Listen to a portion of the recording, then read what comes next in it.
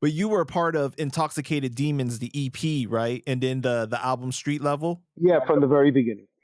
Right. Yes. Yeah, from the very beginning, yes. What do you remember about that time? Like, what stands out to you about that process of doing that EP and that album?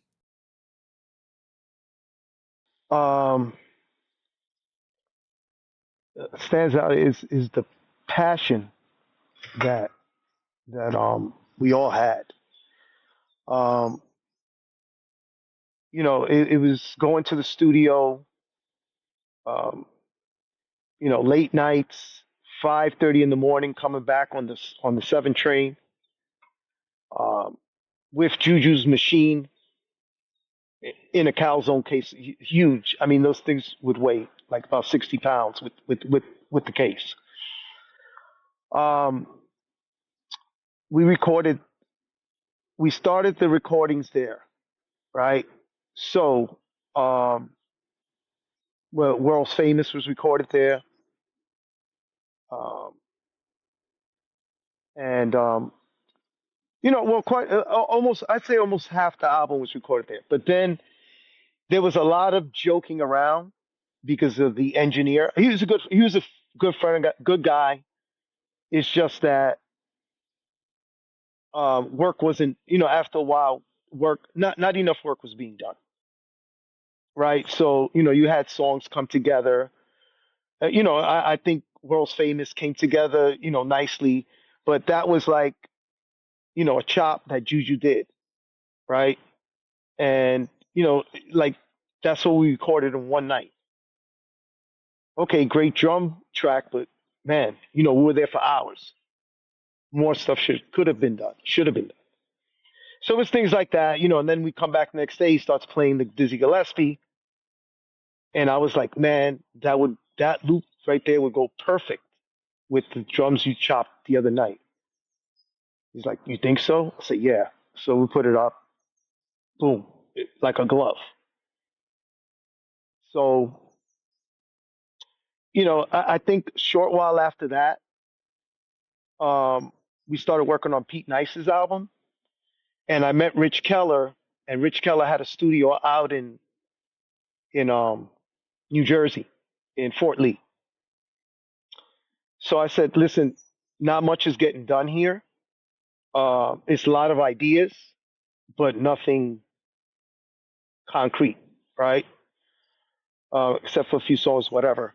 And so I would take the responsibility of just picking them up and drive it, and we would all drive to New Jersey, to Rich Keller's, and long sessions, and things were getting done there.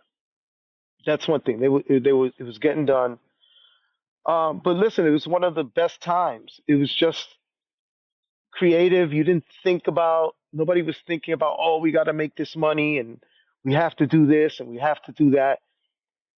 It was just more innocent at that time. Yeah, it was innocent. It was like, man, we just want to do this music, although, and I'll be totally honest here, you had people in the background. It didn't have to end at street level, to be honest, and I'm gonna tell you why. And we'll get to that part in the part that where I departed later. But so when we're working on that album, knowing it or not knowing it, I was actually acting as the A&R.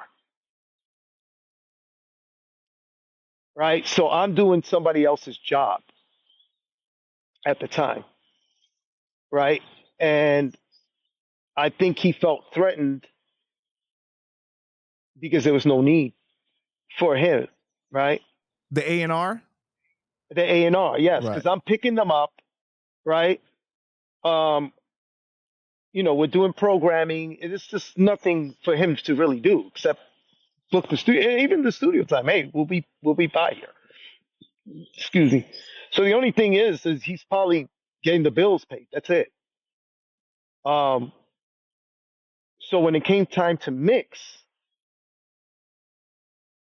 Um, all of a sudden, they're doing it Chung King, and I'm like, wait a minute, like what just happened? Like I'm not in most of these mixes.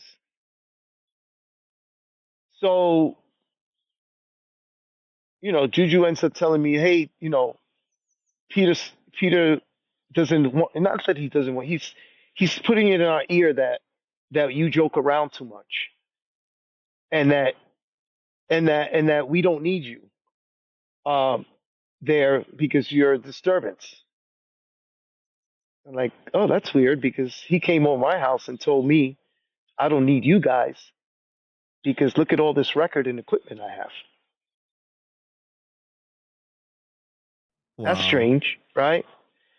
So yeah, so he tried to cause that division. Um,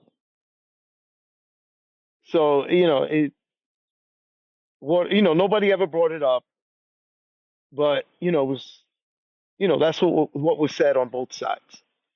You know, so So did that ultimately lead to you leaving then? not there, not there. So it like that wasn't going to break us up, right? That wasn't going to do it. Honestly, I looked at them as my brothers, especially Juju. Like I it's I knew his mother well.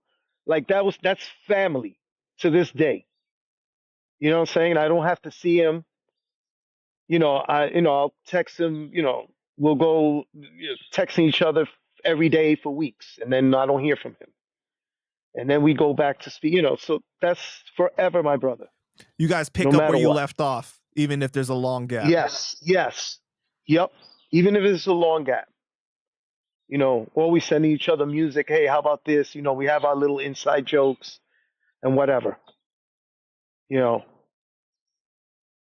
have our disagreements. But, that's how it works, right? But yeah. So it didn't happen till the end of Street Level. Then that's when it started.